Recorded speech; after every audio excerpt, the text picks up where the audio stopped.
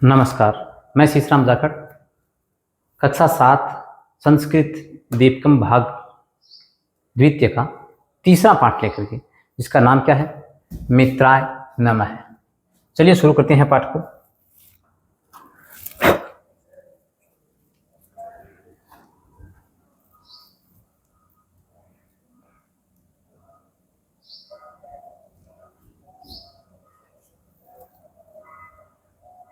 चल,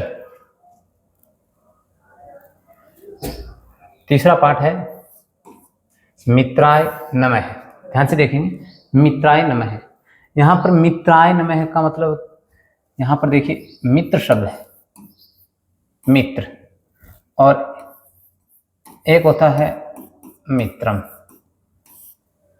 दो शब्द बन के यहाँ पर मित्राय से दो शब्द हैं, एक तो होता है मित्र, एक होता है मित्रम। मित्रम यानी दोस्त होता है, जबकि मित्र का मतलब होता है सूर्य। क्या होता है? सूर्य। तो यहाँ पर सूर्य के लिए आया है शब्द, तो अपन यहाँ समझेंगे सूर्याय यानी सूर्य के लिए नमस्कार। यानी कि इस पाठ में योगासन के बारे में और सूर्य नमस्कार के बारे में बताया गया है। छात्र पूछते हैं अध्यापिका से कि क्या होता है सूर्य नमस्कार और किस प्रकार किया जाता है। इस पाठ में हम समझेंगे, जानेंगे। चलिए पाठ को शुरू करते हैं।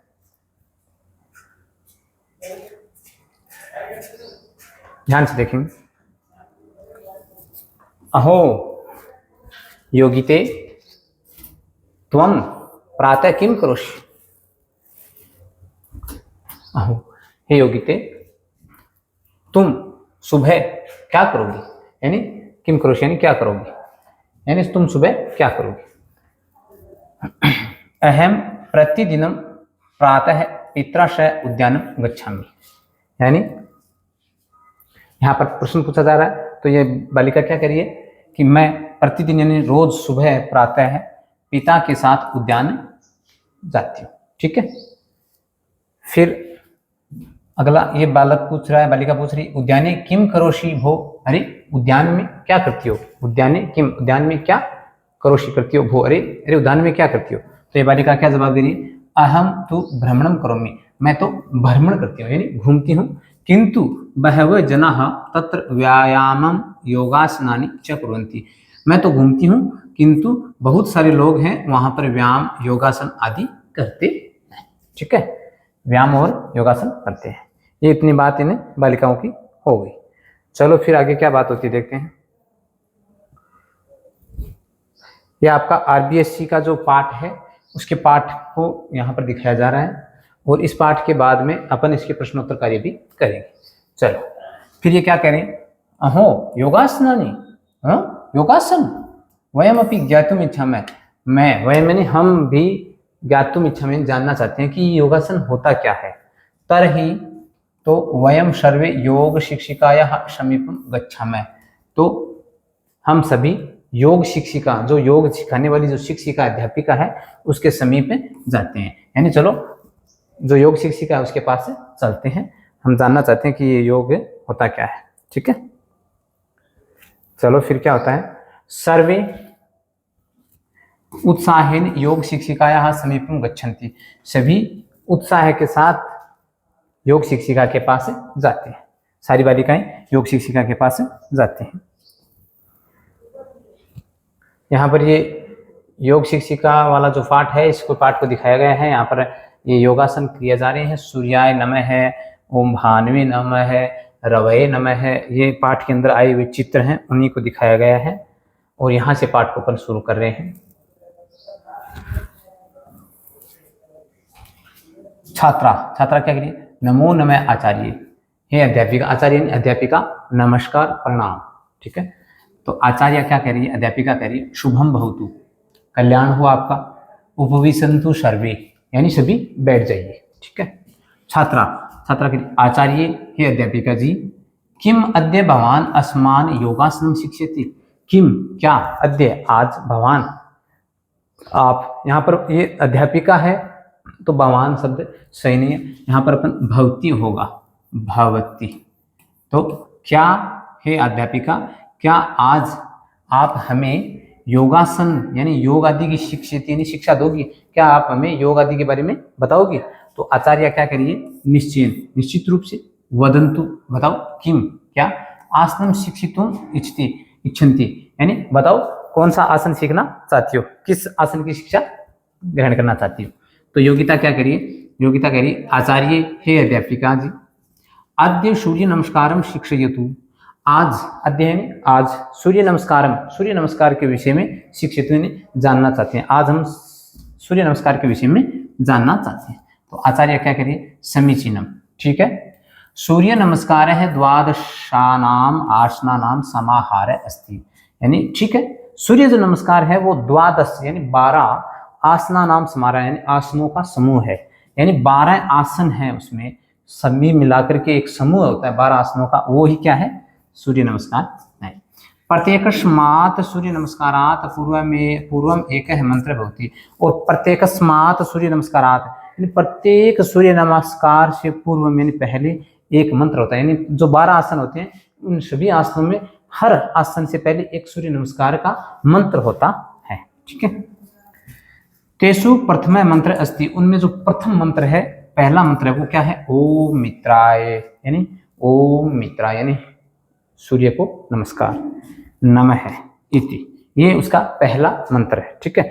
छात्रा क्या करिए, छात्र आम महोदय वयम स्मरामः, हाँ आम यानी हाँ, महोदय हाँ अध्यापिका जी, वयम स्मरामः यानी हम याद कर रहे हैं, याद आ रहा है हमें, हाँ थोड़ा थोड़ा याद आ रहा है।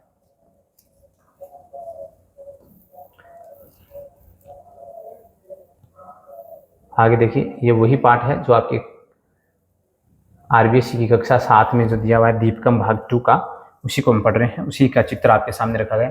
आचार्य फिर क्या करिए, अत्युत्तम, यहाँ पर संधि हुई है अति प्लस उत्तम, यानी अति उत्तम, बहुत अच्छा, मिलित्वा वदंतु, मिलकर के बोलिए, सभी मिलकर के बोलिए, क्या बोलना है, जो आसनों का 12 आसनों का जो समूह है उसमें किस प्रकार प्रत्येक आसन से पहले जो मंत्र पढ़ा जाता है वो सभी मंत्र यहाँ पर दिए हुए हैं। ओम मित्राय नमः, ओम रवये नमः, ओम सूर्याय नमः, ओम भानवे नमः, ओम खगाय नमः, ओम पूषणे नमः, ओम हिरण्यगर्भाय नमः, ओम मरीचये नमः, ओम आदित्याय नमः, ओम सवित्रे नमः, ओम अर्काय नमः, ओम भास्कराय नमः। सर्वांत सभी अंत में क्या है, एक लास्ट में जो बोला जाता हुआ है ओम सावित्री सूर्य नारायणाय नमः, यानी कि ये सारे के सारे जो आपके सामने जो शब्द हैं नमः वाले जितने भी, वो सारे के सारे सूर्य जो है हमारे उस सूर्य के पर्यायवाची शब्द है, सभी का अर्थ सूर्य है, ठीक है। यानी सूर्य का नमस्कार में ये जो प्रत्येक मंत्र है इन सभी का अर्थ क्या होगा, सूर्य को नमस्कार, ठीक है। फिर आचार्य क्या करिए, अत्युत्तम, बहुत अच्छा, बहुत सुंदर, इदानीम एकेन श्लोकेन सूर्य नमस्कारस्य बहुनी परियोजनानि वदामि, इदानीम अब एकेन श्लोकेन यानी एक श्लोक से ही सूर्य नमस्कार यानी सूर्य नमस्कार के बहुनी परियोजनानि वदामि, यानी बहुत सारी परियोजनाएं बताते हैं, यानी बहुत सारे प्रयोजन के बारे में बताती हूँ सूर्य नमस्कार का, एक श्लोक में ही वो कितना फायदा है सूर्य नमस्कार का वो बताए। भवन्ते शृण्वन्तु अनुवदन्तु च, आप सुनो और अनुवाद करो, ठीक है।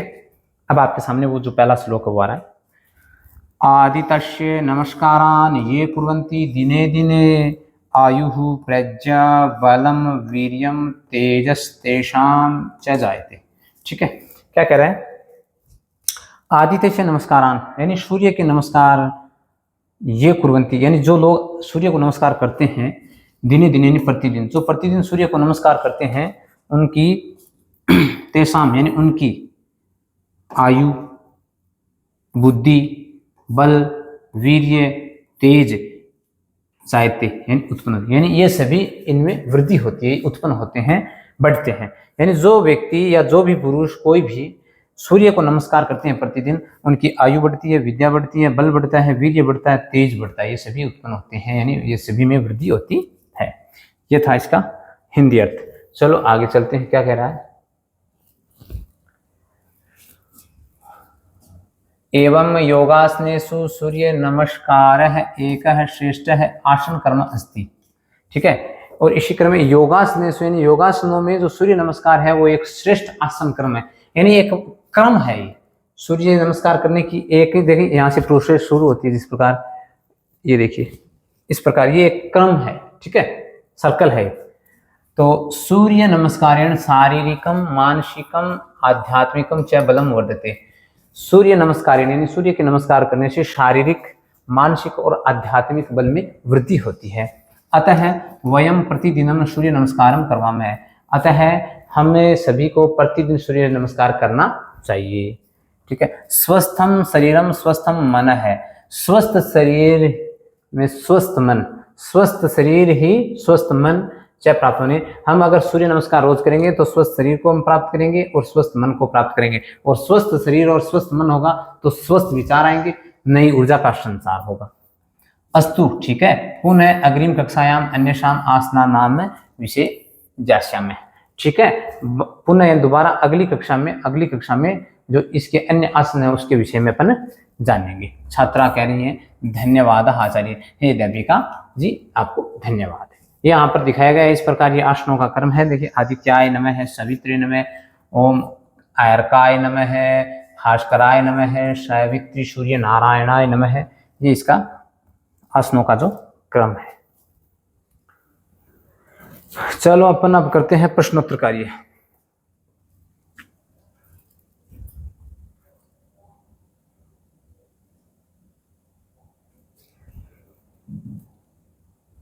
इसी पाठ के अपन प्रश्नोत्तर कार्य को शुरू करने जा रहे हैं, अभ्यास कार्य।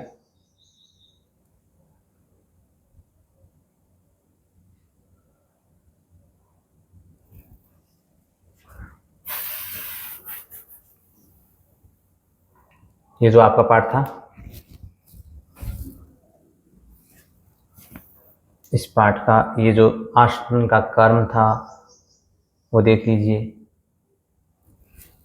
ये जो कर्म था वो ये था, देखो, मित्राय नमः, रवये नमः, सूर्याय नमः, भानुये, खगाय, पूषणे, हिरण्यगर्भाय, मरीचय, आदित्याय, सावित्रे, अर्काय, भास्कराय, ये इसका कर्म था, ठीक है। इसके बाद अपन आगे बढ़ते हैं। ये सूर्य के नमस्कार के लाभ हैं, जो विकास होता है हमारे मानसिक, शारीरिक, सामाजिक जो भी। अब अपन करते हैं पहले प्रश्न से शुरुआत, ठीक है। वयम अभ्यासम पूर्व में प्रश्न एक पदेन में उत्तर लिखना है। पहला, शुभम भवतु इति क्या वदति, कल्याण हो ऐसा कौन कहता है? आचार्य कहती है, अध्यापिका कहती है, ठीक है। योगिता आचार्य किम शिक्षितु इति वदति, योगिता वो आचार्य को क्या शिक्षा के लिए बोलती है कि हमें सूर्य नमस्कार के बारे में बताइए। सूर्य नमस्कार, सूर्य नमस्कार है कति नाम आसना नाम समार अस्ति। सूर्य नमस्कार कितने आसनों का समूह है? द्वादशानाम, यानी 12 आसनों का समूह है। केसु सूर्य नमस्कार है श्रेष्ठ है, ये जो सूर्य नमस्कार है वो किन में श्रेष्ठ है? योगासनेषु, यानी योगासनों में सूर्य नमस्कार श्रेष्ठ है। सूर्य नमस्कारेण जना कीदृशं शरीरं प्राप्नुवन्ति, सूर्य नमस्कार से लोग कैसा शरीर प्राप्त करेंगे? एकदम बिल्कुल स्वस्थ निरोगा शरीर प्राप्त करेंगे। यह था आपका पहला प्रश्न। चलिए दूसरे प्रश्न की ओर बढ़ते हैं। पूर्ण वाक्य में उत्तर देना है, ठीक है। सर्वे छात्रा आचार्य किम पृच्छन्ति, सभी जो छात्राएं थी वो आचार्य अध्यापिका जी को क्या पूछती हैं? सर्वे छात्रा आचार्य पृच्छन्ति, क्या पूछती हैं कि आचार्य की मध्य भवान अस्मान योगासनम शिक्षयति, क्या आज आप हमें योगासन के विषय में शिक्षा दोगी? दूसरा प्रश्न, सूर्य नमस्कार है इत्येन के आशय, सूर्य नमस्कार का क्या आशय है? सूर्य नमस्कार इत्येन द्वादश आसनानाम समार, यानी 12 आसनों का समूह तथा शारीरिक, मानसिक, आध्यात्मिक बलदायक क्रिया आशय अस्ति, यानी कि शारीरिक, मानसिक और आध्यात्मिक बल देता है ये सूर्य नमस्कार। आचार्य निम्नलिखितं श्लोकम पाठयति, आदित्यस्य नमस्कारान ये कुर्वन्ति दिने दिने आयु प्रज्ञा बलम वीर्य तेजस तेषां च जायते। ये जो हमारा अभी हमने श्लोक पढ़ा था उसी श्लोक को पढ़ना है, आपको याद करना बच्चों को। सूर्य नमस्कार से प्रथम मंत्र क्या है? सूर्य नमस्कार का जो पहला मंत्र है वो क्या है? सूर्य नमस्कार का जो पहला मंत्र था ओम मित्राय नमः, ये था, ठीक है। और सूर्य नमस्कारेण कीदृशं बलम वर्धते, सूर्य नमस्कारेण से कौन सा बल प्राप्त होता है? शारीरिक, मानसिक और आध्यात्मिक बल में वृद्धि होती है, यानी ये बल बढ़ते हैं, ठीक है। चलो अगले प्रश्न की ओर चलते हैं। पाठात समुचितम पदचित्वा रिक्त स्थानानि पूरयन्तु। प्रत्येकस्मात् सूर्य नमस्कारात पूर्वम एक मंत्र होती है, यानी प्रत्येक सूर्य नमस्कार से पहले एक मंत्र होता है। ठीक है, खाली स्थान में क्या जाएगा, सूर्य नमस्कारात। वयम प्रतिदिनम सूर्य नमस्कारम करवा, खाली स्थान में सूर्य नमस्कार जाएगा, यानी स्वस्थम शरीरम और स्वस्थम मन से प्राप्त। अगर ऐसा सूर्य नमस्कार करेंगे तो क्या करेंगे, स्वस्थ तो शरीर प्राप्त करेंगे और स्वस्थ मन को प्राप्त करेंगे। एकेन श्लोकेन सूर्य नमस्कार से बहुनी प्रयोजनानि वदामि, यानी वो जो अध्यापिका जी ने कहा था ना कि एक ही श्लोक में सूर्य नमस्कार के बहुत सारे प्रयोजन बताती हूँ, तो एकेन श्लोकेन इस खाली स्थान में हो जाएगा।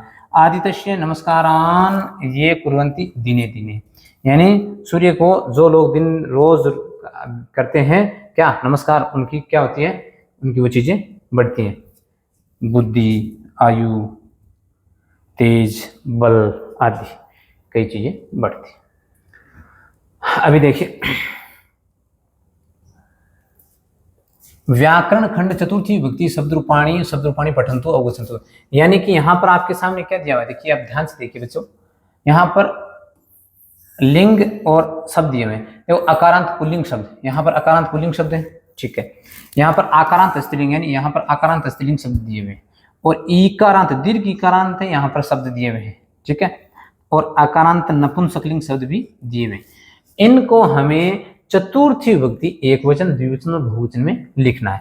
अगर अपन बात करें छात्र शब्द की, छात्र शब्द का पुल्लिंग है तो एक वचन में बनेगा छात्राएं चतुर्थी में, द्विवचन में बनेगा छात्राभ्याम और बहुवचन में छात्रेभ्य। इसी प्रकार नायिका नायिकाएं नायिकाभ्याम नायिकेभ्य। इसी प्रकार आदित्य का क्या बन जाएगा, आदित्याय आदित्याभ्याम आदित्यभ्य। फिर अगर स्त्रीलिंग की बात करें आचार्य तो आचार्य आचार्यायै आचार्याभ्याम आचार्याभ्य। योगितायै योगिताभ्याम योगिताभ्य। बालिका का बालिकायै बालिकाभ्याम बालिकाभ्य, ठीक है। अब अपन बात करें दीर्घ ईकारांत की, जैसे शालिनी शब्द आ गया तो शालिनी का क्या बन जाएगा, शालिन्यै शालिनीभ्याम शालिनीभ्य। नद्यै शब्द आ गया तो नद्यै नदीभ्याम नदीभ्य, और भगिनी का भगिनीभ्याम भगिनीभ्य, ठीक है। इसी प्रकार आसन शब्द आया है तो आसन का क्या हो जाएगा चतुर्थी के अंदर, यानी ये नपुंसकलिंग है, ध्यान रखेंगे। नपुंसकलिंग जो होता है वो पुल्लिंग की भांति चलता है, सिर्फ प्रथमा और द्वितीय में चेंज आता है, बाकी की क्या है सेम होगा। आसनाय आसनाभ्याम आसनेभ्य, भोजनाय भोजनाभ्याम भोजनेभ्य, ठीक है। और फल की बात करें तो फलाय फलाभ्याम फलेभ्य। ये था आपका चौथा क्वेश्चन। चलो अगले क्वेश्चन की ओर बढ़ते हैं। नमय का प्रयोग करना है, और नमय के शब्द में, नमय शब्द के योग में चतुर्थी विभक्ति होती है, ठीक है। और जितने भी हमारे सामने जो आसन का क्रम आया था उस सभी में नमय का योग हुआ था, उसमें चतुर्थी विभक्ति आपको दिखाई दे रही है। पाठ्य विद्यमानानाम नमः युक्त शब्दानाम संग्रह कृत्वा लिखन्तु। तो जितने भी हमारे सामने शब्द आए थे, रवये नमः, भानवे नमः, पूषणे नमः, मरीचय नमः, सावित्रे नमः, भास्कराय नमः, सूर्याय नमः, खगाय नमः, हिरण्यगर्भाय नमः, आदित्याय नमः, अर्काय नमः, यानी इन सभी शब्दों के साथ अपन नमय का योग लगा देंगे और नमय वाले शब्दों का अपन यहाँ संकलन कर लिया, ठीक है। ये हो जाएगा आपका अगला क्वेश्चन। यहाँ देखिए अगला क्वेश्चन क्या है। उदाहरणानुसार कोष्ठकात् पदानि स्वीकृत्य वाक्यानि रचयन्तु। अग्नि आचार्य त्रिवर्णध्वज जनकः वृक्षः देवी भगिनी मातामही जननी पृथ्वी नदी, यानी ये शब्द दिए हुए हैं, और इन शब्दों के अंदर हमें क्या करना है, चतुर्थी विभक्ति का प्रयोग करना है, नमय का प्रयोग करते हुए, ठीक है। देखो मूल शब्द अगर बात करें अपन अग्नि है, ठीक है, तो अग्नि का नमय के साथ करेंगे तो अग्नि जो शब्द है इसमें नमय का योग होगा तो चतुर्थी विभक्ति बन जाएगी, और जो अग्नि शब्द में चतुर्थी करेंगे तो क्या बन जाएगा अग्नि, तो हो जाएगा अग्नि नमय। इसी प्रकार आचार्य की बात करें तो इसका हो जाएगा आचार्याय आचार्यायै नमः। फिर क्या है, त्रिवर्ण ध्वज है तो त्रिवर्ण ध्वजाय नमः, ठीक है। जनक है तो जनकाय नमः, ठीक है। वृक्ष है वृक्षाय नमः। फिर क्या है, देवी, तो इसका हो जाएगा चतुर्थी में देव्यै बनता है, ठीक है, यानी इकारांत दीर्घ इकारांत है तो देव्यै, ठीक है। भगिनी तो भगिन्यै नमः। फिर क्या है, माता मही तो माता महायै नमः। फिर क्या है, जननी, जननी क्या कहते हैं, जनन्यै ही नमः, ठीक है। पृथ्वी पृथ्व्यै नमः, और फिर नदी का क्या हो जाएगा, नदी नमः। इसी प्रकार अपन अभ्यास करेंगे। चलो अगले क्वेश्चन की ओर चलते हैं।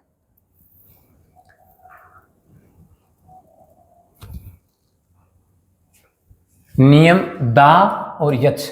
दा मानी देना होता है, यच मानी भी देना होता है। देने का प्रयोग, दा धातु का प्रयोग यानी देने अर्थ में चतुर्थी व्यक्ति का प्रयोग होता है, ठीक है। अत्र इदम अवधेयम दानार्थे दा धातु तथा च यच धातु प्रयोगे चतुर्थी विभक्ति प्रयोग होती है, ठीक है। यानी दा धातु और यच धातु के योग में चतुर्थी विभक्ति का प्रयोग होता है। यहाँ पर देखिए अर्थ के द्वारा बताया गया, जब किसी को कुछ दिया जाता है तो जो लेने वाला होता है ना, उसमें चतुर्थी विभक्ति होती है।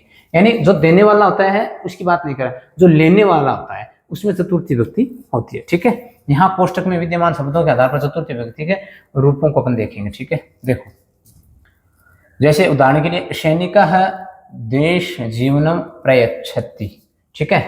तो यहाँ पर जो कोष्टक में जो शब्द दिया हुआ है हमें, इसी शब्द में हमें विभक्ति करनी है, ठीक है। तो सैनिक देशाय जीवनम प्रयच्छति, यानी सैनिक है वो देश के लिए जीवन देता है, ठीक है। देश के लिए अपने प्राणों का त्याग कर देता है। माता याचक वस्त्र ददाती, माता है वो याचक को वस्त्र देती है, यानी जो याचक होता है मांगने वाला, तो इसमें चतुर्थी करेंगे तो याचकाय, यानी माता याचकाय वस्त्रम ददाती।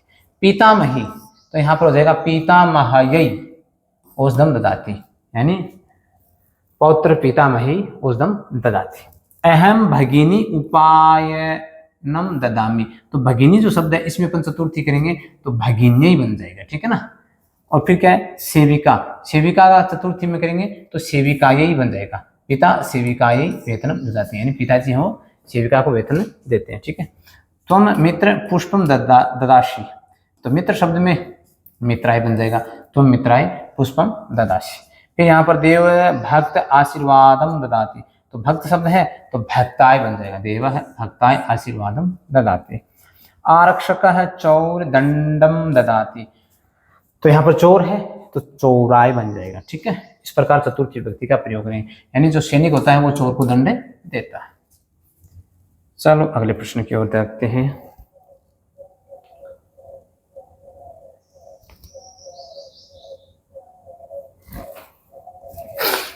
दृश्य वाक्य निर्माण। उदाहरणानुसार माता कस्मै कस्यै धनम ददाति इति कोष्टकेषु विद्यमानानि पदानि उपयुज्य लिखन्तु, ठीक है। ये आपके सामने एक चित्र है, इसमें माता शब्द दिया हुआ है आपको और यहाँ पर ददाती क्रिया दी हुई है, कर्ता भी दिया हुआ है, ठीक है। अब इन शब्दों का प्रयोग करते हुए चतुर्थी विभक्ति का प्रयोग करते हुए, जैसे पुत्री शब्द आया है तो पुत्री शब्द में अपन को क्या करेंगे, चतुर्थी विभक्ति का प्रयोग करना है, ठीक है। फिर पुत्र में चतुर्थी करनी है, पाचिका में चतुर्थी करनी है, आपणिका में चतुर्थी करनी है, याचका में चतुर्थी करनी है और पितामही में भी चतुर्थी करनी है, ठीक है। तो देखिए धनम ददाती यहाँ दिया हुआ है, तो अपन उदाहरण से समझेंगे। देखो माता, यहाँ पुत्री है तो पुत्री शब्द में चतुर्थी करेंगे, पुत्र्यै बन जाएगा, क्या बन जाएगा, पुत्र्यै, ठीक है। और धनम ये दे रखा है तो धनम ददाती ये क्रिया, ठीक है। अब इसी प्रकार क्या करेंगे, माता का तो माता सभी में आ जाएगा, माता यहाँ कौन सा शब्द है, पुत्र, पुत्र में चतुर्थी करेंगे पुत्राय और धनम ददाती। फिर क्या है माता, यहाँ पाचिका शब्द है आकारांत है तो पाचिकायै धनम ददाती। फिर यहाँ आएंगे माता आपणिक है तो आपणिकाय धनम ददाती, याचक है तो माता याचकाय धनम ददाती और पितामही तो पितामह्यै धनम ददाती। ये हो जाएगा आपका अगला क्वेश्चन।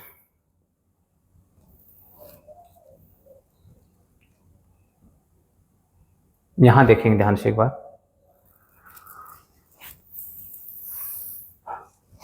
अंतिम व्याकरण अभ्यास। उदाहरणानुसार लिखित स्थानानि पूरयन्तु, ठीक है।